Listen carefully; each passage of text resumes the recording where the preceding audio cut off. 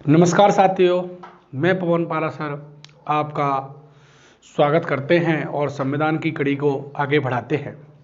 देखो, अभी तक हमने जो पहला टॉपिक पढ़ा वो पढ़ा संविधान का निर्माण। संविधान का निर्माण या इसी को दूसरा नाम दे सकते हैं संविधान सभा। क्या पढ़ा? संविधान सभा, कॉन्स्टिट्यूशनल असेंबली। दूसरा जो टॉपिक पढ़ा वो पढ़ा प्रस्तावना। क्या पढ़ा? प्रस्तावना। और एक अब नया टॉपिक स्टार्ट करते हैं, संविधान की अनुसूचियां। क्या करते हैं? अनुसूचियां। नया टॉपिक हमारा क्या शुरू होगा? अनुसूचियां, शेड्यूल, अनुसूचियां। तो नया टॉपिक लेते हैं अनुसूचियां।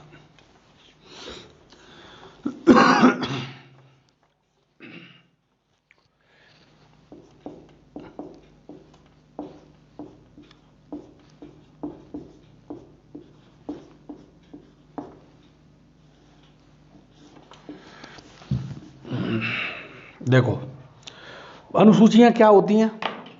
तो देखो, एक तो होते हैं संविधान में भाग। क्या होते हैं? भाग। और एक होते हैं अनुच्छेद। यानी भागों को किस में बांटा गया है? अनुच्छेदों में बांटा गया है। जैसे हम बात करें, हमारा संविधान का जो फर्स्ट भाग है उसमें कहां से अनुच्छेद कहां से कहां तक है? तो जो फर्स्ट भाग में अनुच्छेद है 1 से 4 तक। जो दूसरा भाग है उसमें जो अनुच्छेद है 5 से 11 तक। और तीसरा है जैसे 12 से 35। और चौथा है 36 से 51। और पांचवा है इस तरीके से, मतलब यहां से ही समझ जाओ, इस तरीके से भागों को किस में बांटा गया है? अनुच्छेदों में। यानी एक भाग में कुछ अनुच्छेदों का क्या है? उल्लेख है। अनुच्छेद भाग में तो उसका नाम लिखा हुआ है। जैसे पहले भाग में है भारत के राज्य और केंद्र शासित प्रदेशों का नाम है, उसके मतलब एरिया बाउंड्री क्या होंगी, सीमाएं क्या होंगी, वो कौन से भाग में, यहाँ तक। और उनमें अनुच्छेद 1 में क्या होगा, कौन से राज्य होंगे, कैसे क्या सीमा, वो यहाँ तक इनका उल्लेख है। दूसरे में नागरिकता, तो 5 में नागरिकता किसे देंगे, 6 में किसको नहीं देंगे, 7 में क्या होगा, 8 में क्या होगा, इस तरीके के प्रावधान है। अब अनुसूचियां क्या होती हैं? अनुसूचियां एक तरह की लिस्ट होती है। क्या होती है? लिस्ट होती है। यानी जो बातें संविधान में नहीं लिखी हुई हैं या संविधान में लिखते, जैसे जो अनुच्छेद भाग पहला है उसमें क्या लिखा है? संघ यानी राज्य और राज्य व केंद्र शासित प्रदेश, केंद्र शासित प्रदेशों का नाम। देखो, प्रदेशों का नाम ये है। यानी भारत में कौन कौन से राज्य होंगे, कितने राज्य हैं, कब कौन सा बना, कैसे बना, कौन से उसके लिए प्रावधान किए गए, क्या, ये सारी बातें जो किससे संबंधित है? भाग 1 से संबंधित है। परंतु देखो, हमारे संविधान पर आरोप लगता है कि भारत का संविधान इतना बड़ा है जिसमें कितने अनुच्छेद हैं? 395 अनुच्छेद हैं। कितने अनुच्छेद हैं? 395। ये भारत के संविधान पर क्या लगता है? आरोप लगता है। क्या लगता है साहब? आरोप। तो देखो, अब इसी भाग में जो 1 में अपने 28 राज्यों का नाम लिखते, जैसे पहले तो 29 थे, अब 28 रह गए। पहले 9 केंद्र शासित प्रदेश थे, अब कितने रह गए? 8 रह गए। ये कौन सा कब बना, क्या, ये सारा अगर और उल्लेख करते तो ये बहुत ज्यादा ही विस्तृत हो जाता, बहुत ज्यादा विस्तृत हो जाता। तो ऐसी कुछ चीजों को, तो जो अनुसूची है, तो उन नामों को, जैसे पहली अनुसूची में इन 28 राज्यों का नाम, केंद्र शासित प्रदेशों का नाम, वो उल्लेख कहां कर दिया है? एक अलग से लिस्ट बना दी और वो बना दिया अनुसूचियां। अनुसूचियां, लिस्ट, शेड्यूल। ठीक है, तो अनुसूचियां ये होती हैं। तो बात करें कि मूल संविधान में कितनी अनुसूचियां थी, तो देखो, जब मूल संविधान यानी 26 जनवरी 1950 को, 26 जनवरी 1950 को संविधान में कितनी अनुसूचियां थी? तो अनुसूचियां थी कितनी? 8। तो हम देखते हैं कि मूल संविधान संविधान में मूल संविधान का मतलब है 26 जनवरी जब वो लागू हुआ था। 26 जनवरी मूल संविधान का मतलब क्या है? 26 जनवरी 1950 को मूल संविधान का मतलब क्या है? 26 जनवरी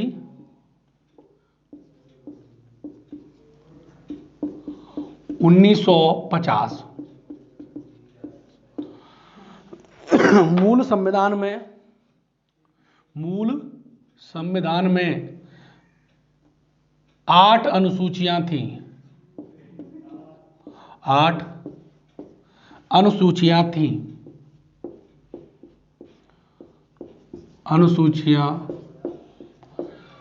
थी। वर्तमान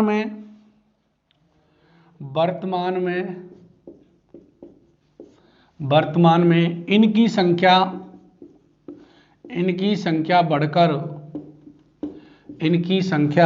बढ़कर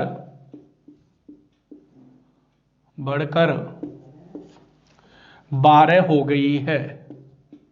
कितनी हो गई है? 12। तो वर्तमान में कितनी अनुसूचियां हैं? वर्तमान में 12 अनुसूचियां हैं।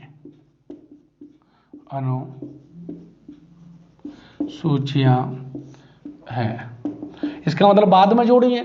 देखो, संविधान में से किसी चीज को जोड़ना और किसी चीज को निकालते हैं तो उसके लिए क्या करना पड़ता है? संशोधन करना पड़ता है। क्या करना पड़ता है? संशोधन। तो जब पढ़ते जाएंगे कि कौन सी अनुसूची को कब जोड़ा, कैसे जोड़ा, कौन से संविधान संशोधन के द्वारा, तो वो सब देखेंगे। क्लियर? अब आगे की चर्चा करते हैं। देखो साहब, हम बात करें तो हम देखते हैं कि जब हमारा संविधान लागू हुआ था, यानी मूल संविधान में 26 जनवरी 1950 को अनुसूचियों की संख्या कितनी थी? 8। कितनी थी? 8। और वर्तमान में इनकी संख्या बढ़कर कितनी हो गई है? 12। और इनकी संख्या कितनी है? 12। और इनको जोड़ा होगा तो इनके लिए क्या किए होंगे? संविधान संशोधन किए होंगे। वो कब किए, कैसे किए, उनको देखते हैं।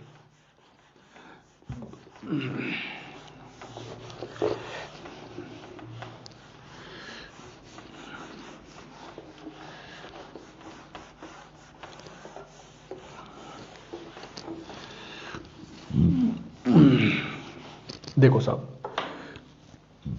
अगर बात करें पहली अनुसूची पहली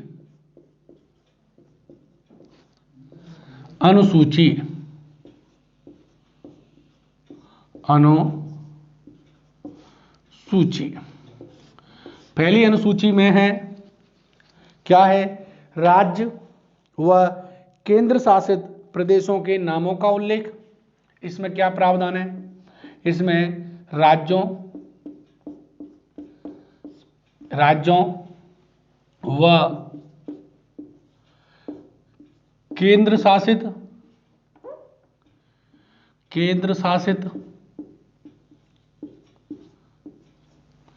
राज्यों व केंद्र शासित प्रदेशों के नामों का उल्लेख है।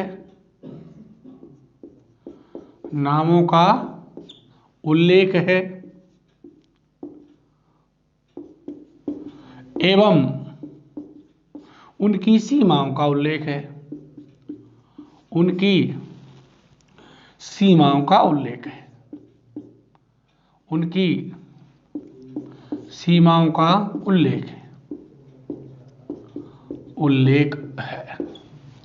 देखो साहब, जो पहली अनुसूची है उस अनुसूची का नाम है राज्यों व केंद्र शासित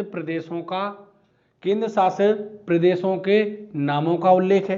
यानी पहली अनुसूची में जो हमारे राज्य होंगे, वर्तमान में हमारे जो भारत है उसको 2 कैटेगरी में बांटा गया है, राज्य स्टेट, और यूटी यूनाइटेड टेरिटरी केंद्र शासित प्रदेश।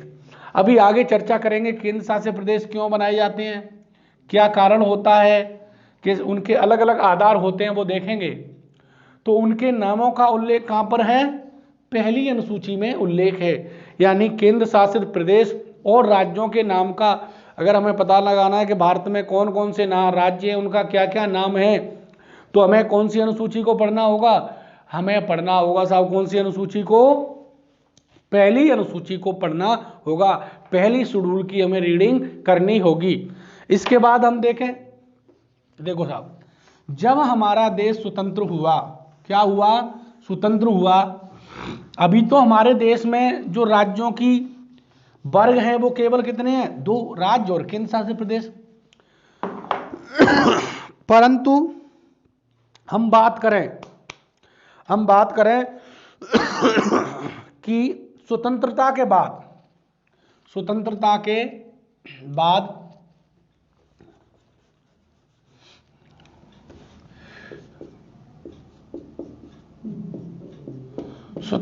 के समय राज्यों को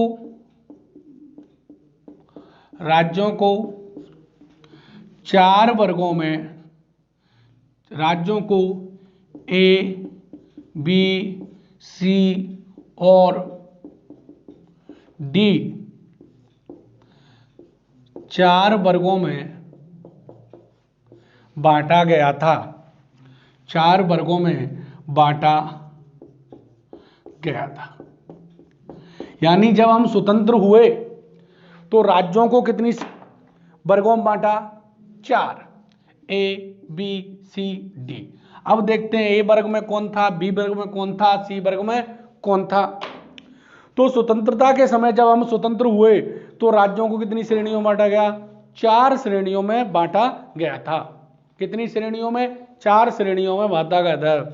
जैसे ए में कौन थे, तो ए में वो प्रांत थे जहां पर ब्रिटिश सरकार डायरेक्ट शासन करती थी।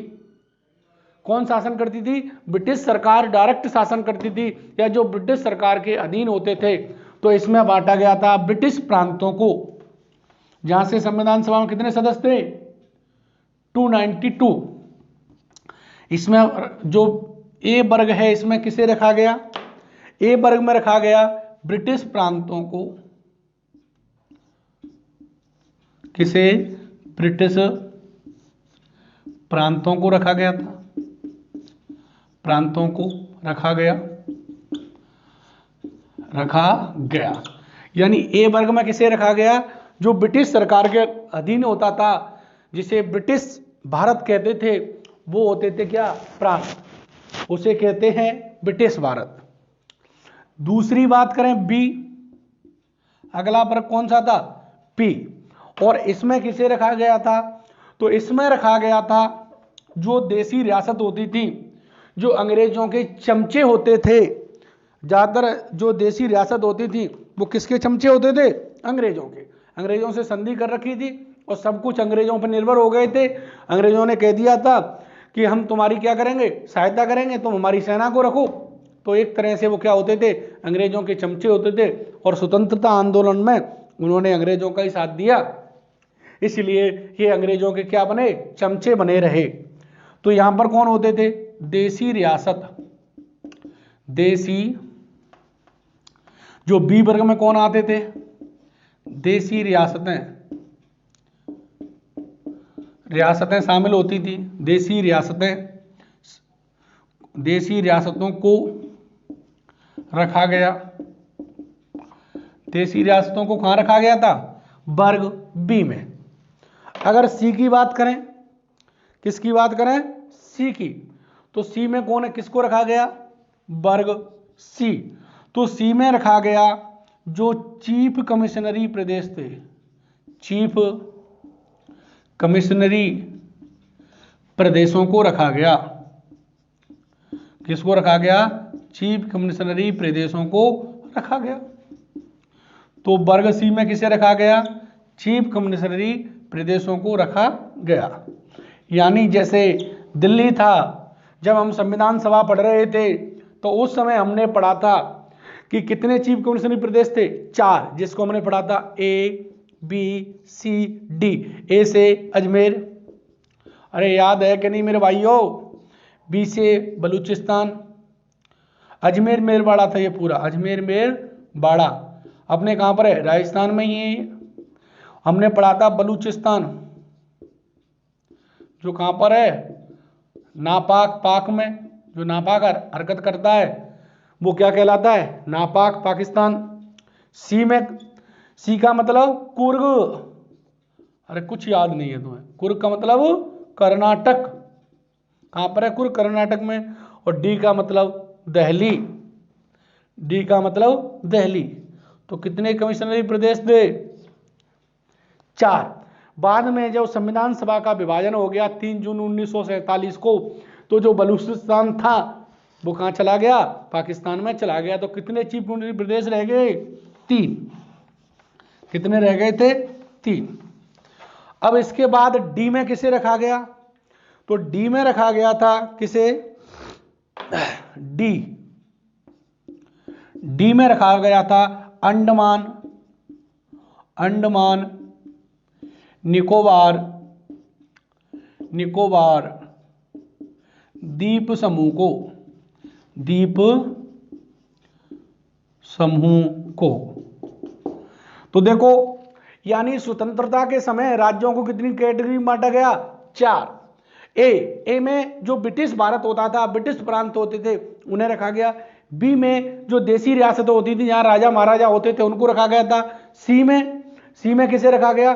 सी में रखा गया था चीफ कमिश्नरी प्रदेशों को। और डी में रखा गया अंडमान निकोबार द्वीप समूह को। अगर मैं यहीं से सवाल बनाऊं कि अपना जो राजस्थान था, कौन था? अपना राजस्थान, अपना, देखो कहीं मेंस वगैरह लिखो तो भले ही आप यूपी के हो और राजस्थान में क्या दे रहे हो, देखो मुझे ऐसे नहीं बताना चाहिए क्योंकि ये यूपी वालों को, परंतु हम तो भारत के नागरिक हैं, हम ये तो भेदभाव करेंगे नहीं। अगर यूपी वाले राजस्थान में क्या दे रहे हैं? मेंस दे रहे हैं, या राजस्थान वाले कहाँ मेंस दे रहे हैं? यूपी पीसीएस होता है उसमें मेंस दे रहे हैं, तो वहां लिखो अपना यूपी, अपना राजस्थान। तो अपना राजस्थान किस वर्ग में आता था? किस वर्ग में आता था? Option number A, B, C, D, बताओ किस में आता था? तो ज्यादातर का जवाब होगा बी। देखो भाइयों, राजस्थान अपना बी और सी दोनों में आता था, क्योंकि बी में तो अपनी कितनी रियासत हो गई? 19, और एक अपना सी में कौन था? अजमेर मेरवाड़ा भी तो था, अभी बताया था। अजमेर मेरवाड़ा क्या था? चीफ कमिश्नरी प्रदेश था। तो इस तरीके से अपना राजस्थान कौन से वर्ग में आता है? अपना राजस्थान बी और सी वर्ग में आता है। तो यहां लिख सकते हैं, इस तरह की श्रेणियां बना गई। यहां लिख सकते हैं अपना राजस्थान, अपना राजस्थान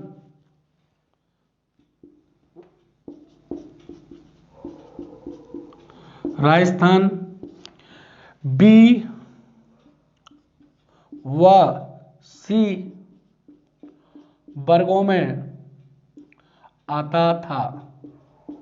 अब नहीं, अब तो समाप्त करेंगे, अभी समाप्त करेंगे इनको। आता था, कैसे समाप्त किया वो देखेंगे। आता था, तो अपना राजस्थान बी में नहीं आता था, बी के साथ साथ सी में आता था, क्योंकि अपने यहाँ क्या था? अजमेर मेरवाड़ा एक चीफ कमिश्नरी प्रदेश भी था। क्या था? चीफ कमिश्नरी प्रदेश भी था। तो अपना राजस्थान बी और सी दोनों वर्गों में आता था। अब देखो साहब, स्वतंत्रता के समय कितने भागों में बांटा गया? 2 भागों में बांटा गया। अब देखो, स्वतंत्रता के बाद से ही राज्यों के विभाजन की मांग उठने लगी। भाषा के आधार पर राज्यों की क्या उठने लगी? मांग उठने लगी कि हमारी भाषा अलग है, संस्कृति अलग है और हम इसके साथ नहीं रह सकते। और सबसे पहले जो मांग उठी वो मद्रास में से, मद्रास एक राज्य था, मद्रास में से जो तिलकुवासी लोग थे, कौन थे? तिलकुवासी जो लोग थे, उन्होंने कहा कि हम आंध्र प्रदेश अपना एक अलग राज्य बनाएंगे, एक अपना अलग राज्य होना चाहिए, हम मद्रास के साथ नहीं रह सकते। तो देखो, स्वतंत्रता के बाद से ही, स्वतंत्रता के बाद से ही भाषा के आधार पर, लैंग्वेज के आधार पर, भाषा के आधार पर राज्यों के गठन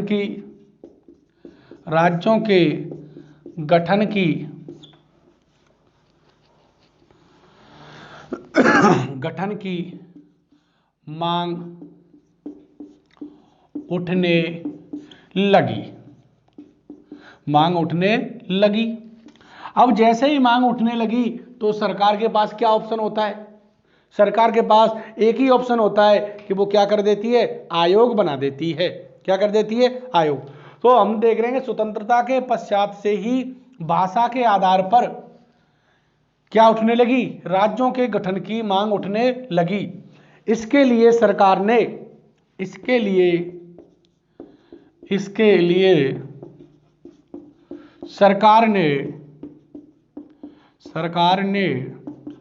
निम्न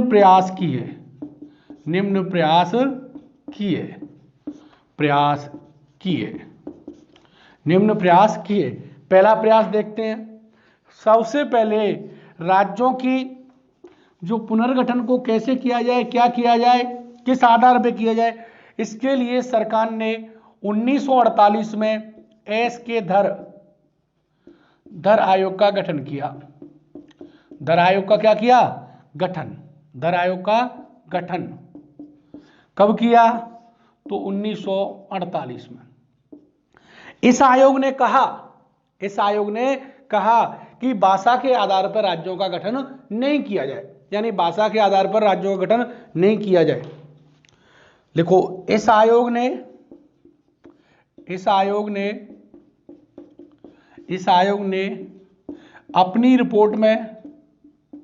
अपनी रिपोर्ट में 48 में दे दी।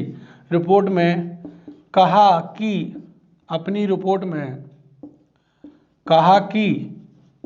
भाषा के आधार पर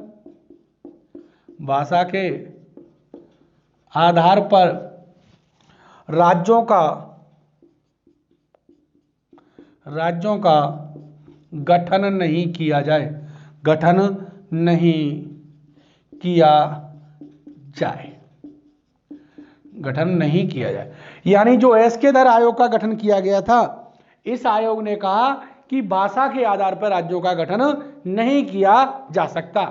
किस आयोग ने कहा? एस के धर आयोग ने कहा कि भाषा के आधार पर राज्यों का गठन नहीं किया जा सकता। मांग और उठने लगी तो फिर सरकार और क्या करेगी? प्रयास करेगी। दूसरा प्रयास, पहला प्रयास तो कौन सा था? एस के धर आयोग। अभी देखते हैं दूसरा प्रयास था जेवीपी आयोग या जेवीपी कमेटी। दूसरा प्रयास देखते हैं, दूसरा कौन सा है? जेवीपी कमेटी बोल दो या आयोग बोल दो, एक ही बात है। आयोग।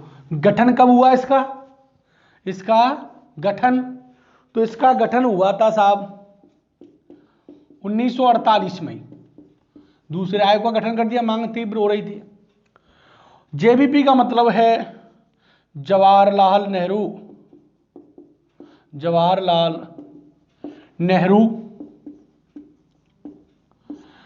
वी का मतलब है वल्लभ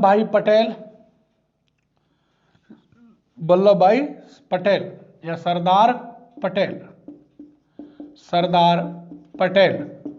जिसे वल्लभ भाई लिखें क्योंकि समझ में आ जाएगा। वल्लभ भाई पटेल।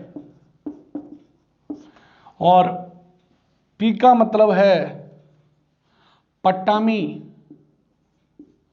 पट्टामी सीतारमैया, इसका पूरा नाम यही था। सीता भी था इनके नाम में और राम भी, सीतारमैया। तो इनके 3 सदस्य थे जेवीपी आयोग में, जवाहरलाल नेहरू, वल्लभ भाई पटेल और पट्टामी सीतारमैया। देखो, इस आयोग ने भी यही कहा कि भाषा के आधार पर राज्यों का क्या नहीं किया जाए, पुनर्गठन नहीं किया है। इसने भी क्या कहा कि भाषा के आधार पर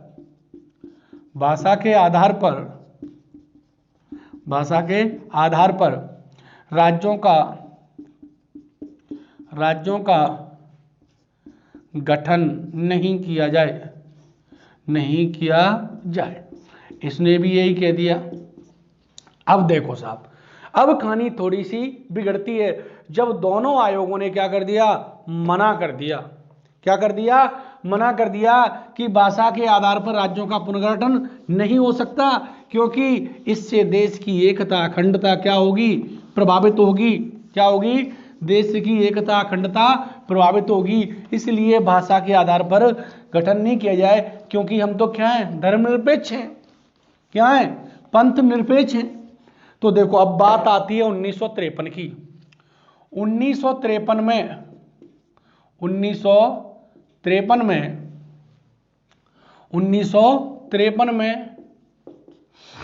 श्री रामालू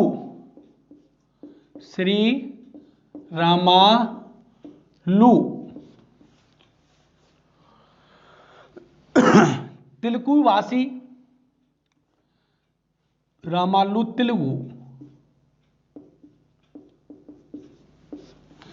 तेलुगु की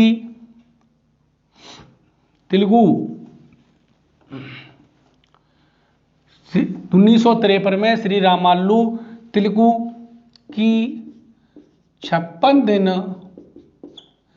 की भूख हड़ताल के कारण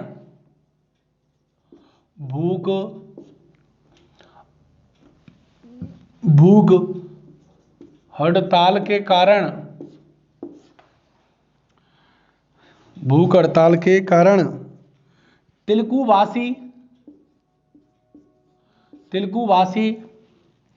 आंध्र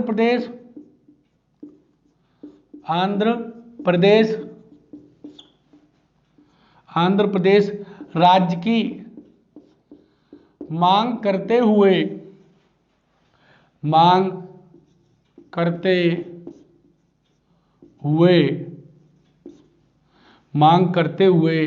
क्या हो जाती है, मृत्यु हो जाती है। देखो साहब, मद्रास एक राज्य था। कौन सा था, मद्रास जो राज्य था, इस राज्य में मद्रासी और तेलुगु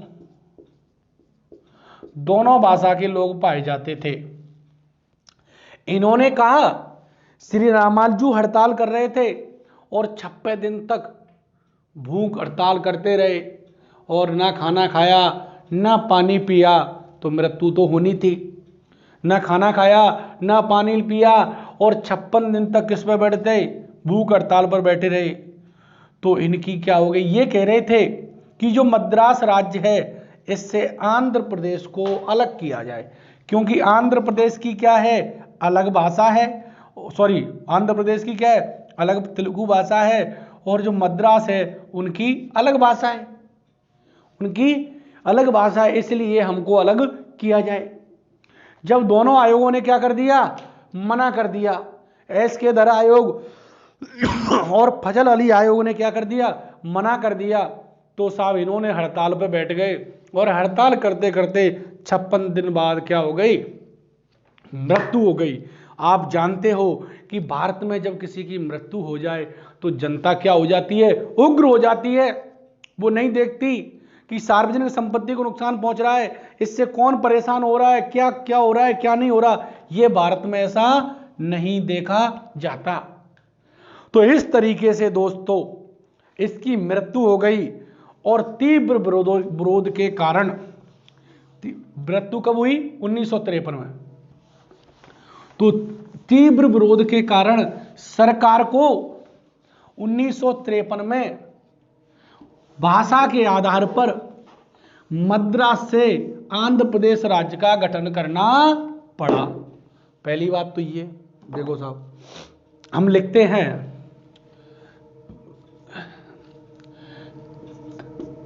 तीव्र विरोध के कारण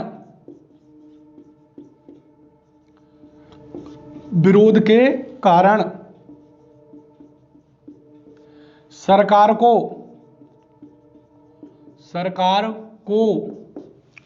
1953 में मद्रास से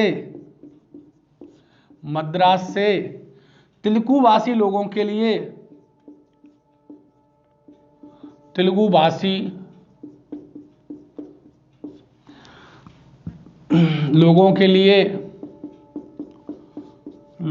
लिए भाषा के आधार पर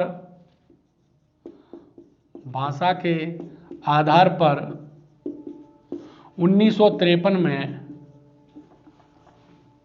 आंध्र प्रदेश राज्य का गठन करना पड़ा।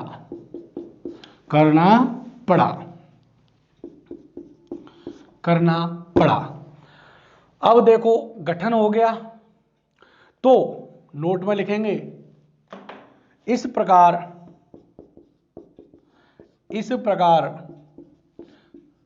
भाषा के आधार पर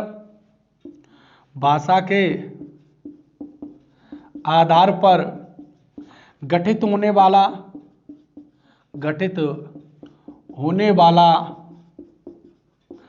आंध्र प्रदेश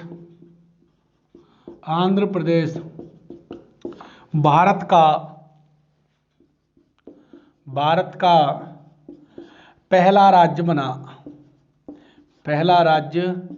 बना। देखो दोस्तों, हमने देखा अभी तक कि शुरुआत में स्वतंत्रता के समय राज्यों को कितनी श्रेणियों में बांटा गया? 3 श्रेणियों में बांटा गया, A, B, C, D। कितनी श्रेणियों में? 4 श्रेणियों में, A, B, C, D। ए श्रेणी में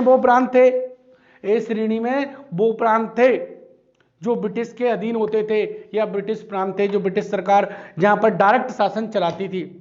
बी में देशी रियासत होती थी। सी में चीफ कमिश्नरी प्रदेश होते थे जहां पर शासन तो यानी एक ऐसा क्षेत्र जहां पर देशी रियासतों के बीच में राजा महाराजाओं के नियंत्रण करने के लिए अपना एक चीफ कमिश्नरी प्रदेश बनाते थे, या तो इस तरीके से। और डी में अंडमान निकोबार द्वीप समूह।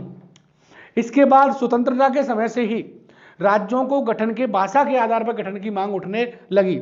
इसके लिए सरकार ने पहली बार 1948 में एस के धर आयोग का गठन किया, और एस के धर आयोग ने कहा कि भाषा के आधार पर राज्यों का पुनर्गठन नहीं किया जाना चाहिए। इसके बाद 1948 में ही जेबीपी समिति का गठन किया गया, और इसने भी जवाहरलाल नेहरू, वल्लभ भाई पटेल, पट्टाभी सीतारमैया, इसने भी यही कह दिया कि भाषा के आधार पर राज्यों का गठन नहीं किया जा सकता। जब इसको दोनों आयोगों ने इस मांग को स्वीकार कर दिया तो आंध्र प्रदेश में आंदोलन क्या हो गया? तीव्र हो गया, और वहां के स्थानीय नेता, कांग्रेसी नेता थे श्री रामालू तेलुगु, ने भूख हड़ताल पर बैठ गए, और भूख हड़ताल कितने दिनों तक चली? 56 दिनों तक चली। कितने दिनों तक चली? 56 दिनों तक चली। 56 दिनों की भूख हड़ताल के कारण इनकी क्या हो गई? मृत्यु हो गई। क्या हो गई? मृत्यु हो गई। इसलिए सरकार क्या आ गई? दबाव में आ गई, और जब मृत्यु हो गई तो बहुत ज्यादा आंदोलन तीव्र हो गया, उग्र हो गया। क्या हो गया? बेकाबू हो गया। इस तरीके से सरकार ने आंध्र प्रदेश को मद्रास से एक तेलुगु भाषी लोगों के लिए अलग राज्य का क्या किया? पुनर्गठन किया। क्या किया? पुनर्गठन किया। तो आंध्र प्रदेश भाषा के आधार पर गठित होने वाला पहला राज्य बना, जिसे इतिहास में पहले राज्य के रूप में जाना जाता है। भाषा के आधार पर गठित होने वाला पहला राज्य का मतलब ये नहीं कि पहला राज्य, भाषा के आधार पर गठित होने वाला। अब जैसे ही आंध्र प्रदेश का गठन किया, अब अलग अलग क्षेत्रों से क्या उठने लगी, मांगे उठने लगी। क्या उठने लगी, मांगे उठने लगी। देखो साहब, इसके बाद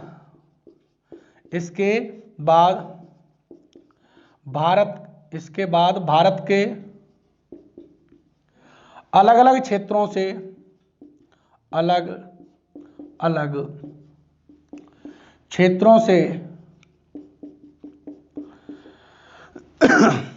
मांगे उठने लगी।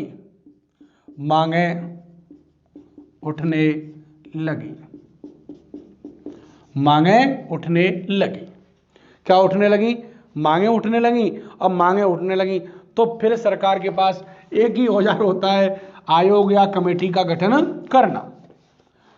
तो जब अलग अलग क्षेत्रों से मांग, क्योंकि देखो अब एक को मिल गया ना, अब कोई चीज एक को मिल गई तो फिर तो हमारे यहाँ लाइन लग जाती है, क्यों भाई, जब इसको मिल गई तो अपन को भी मिल सकता है। तो फिर तो ये तो क्या है, भारत में लचीलापन है ऐसा। तो देखो इसके बाद क्या होता है, इसके बाद सरकार ने 1953 में ही एक आयोग बनाया, फजल अली आयोग। फजल अली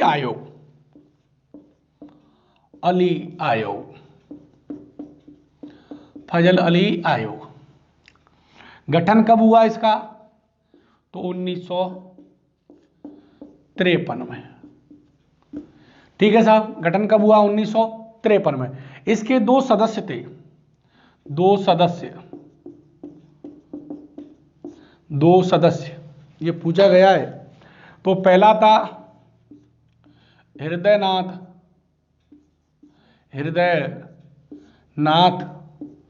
कुंजरू।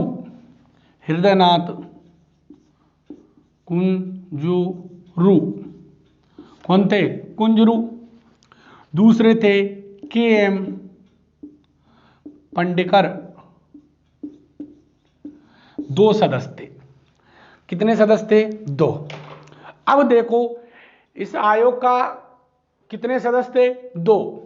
फजल अली इनके अध्यक्ष थे, इसलिए इस नाम का आयोग का नाम ही क्या पड़ गया, फजल अली आयोग। और दूसरे सदस्य कौन थे, 2 सदस्य थे, एक था हृदयनाथ कुंजरू और KM पंडेकर। इसके इस तरीके से कितने सदस्य थे, 2 सदस्य थे। कितने थे, 2 सदस्य थे। कितने थे, 2 सदस्य थे। किसके, इसके। अब देखो, अब जैसे ही इसका क्या किया, इस आयोग ने अपनी सिफारिश में कहा, सिफारिश कब दी, यानी रिपोर्ट दी 1956 में। और क्या कहा, पहला तो कहा एक भाषा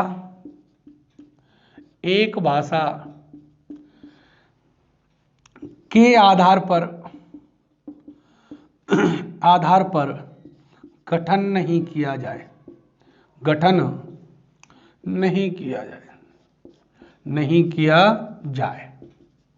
पहली सिफारिश तो ये की कि एक भाषा के आधार पर गठन नहीं किया जाए। दूसरी इसने सिफारिश दी कि भाषा के साथ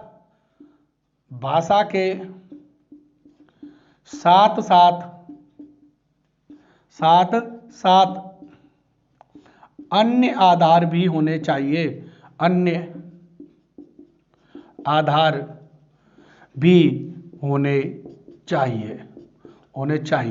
जैसे किसी राज्य का क्षेत्रफल बहुत ज्यादा है, बहुत बड़ा राज्य है, और जब बड़ा राज्य है तो उसका सही से क्या नहीं हो पाएगा, विकास नहीं हो पाएगा। क्या नहीं हो पाएगा, विकास नहीं हो पाएगा। इसलिए भाषा के साथ साथ उसके बहुत सारे आधार भी होने चाहिए। तीसरा इसने क्या कहा कि प्रशासनिक सुविधा को भी देखा जाए।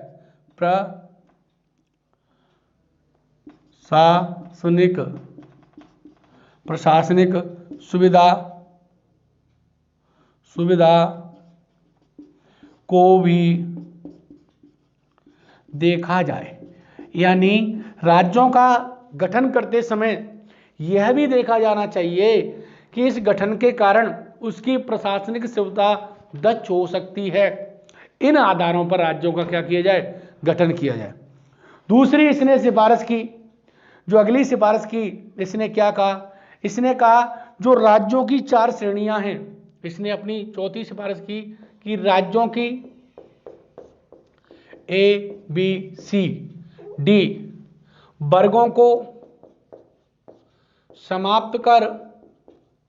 समाप्त कर केवल 2 वर्ग बनाए जाए, केवल 2 वर्ग बनाए जाएं।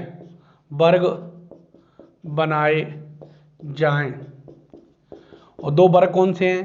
जैसे एक वर्ग नंबर 1 राज्य हूं, क्या हूं? राज्य, क्या हूं? राज्य।